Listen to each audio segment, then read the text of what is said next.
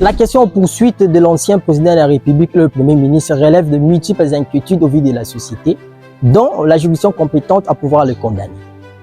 Je m'en voudrais me résumer comme suit. Les immunités et inviolabilités s'inscrivent sur le contexte constitutionnel. Le magistrat, puissant soit-il, reconnu par la loi à l'article 67 de la loi organique numéro 13/011-B du 11 avril 2013 pour organisation et fonctionnement judiciaire de l'ordre judiciaire, ne peut pas empêcher le pouvoir législatif et exécutif d'exercer leur mission constitutionnelle sur les actions judiciaires intempestives.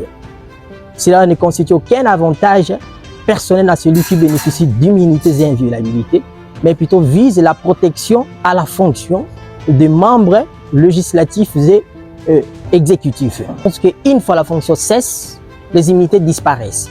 Parce qu'en droit congolais, les immunités ne sont pas absolues. Sauf exception aux diplomates, les immunités absolues reconnues à la Convention de Vienne des relations diplomatiques. Le président de la République et le Premier ministre peuvent être poursuivis, jugés et condamnés devant la Cour constitutionnelle. Leurs immunités portent que sur les infractions commises en dehors de l'exercice de leurs fonctions. Le reste, les autres ministres, députés et sénateurs ne bénéficient d'aucune immunité ni inviolabilité, mais plutôt le privilège de juridiction devant la Cour de cassation. C'est ce qui crée des confusions à la tête de commun des mortels. Le débat devient plus important de poursuivre un ancien Premier ministre sur le fait commis en dehors de l'exercice de leurs fonctions. La loi reste éloquemment muette à ces sujets.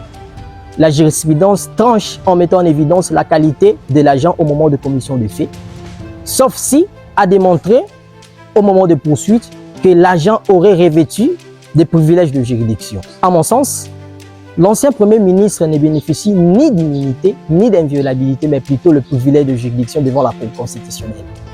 Le procureur joint après cette Cour peut l'inviter dans son office sans aucune précaution procédurale. Et sur les sénateurs, dans ces cas, le procureur n'a qu'à aller solliciter la levée des immunités au niveau du Sénat. Le Sénat, à son tour, ne peut pas refuser la levée de ces immunités parce qu'il ne peut pas plaider par procureur.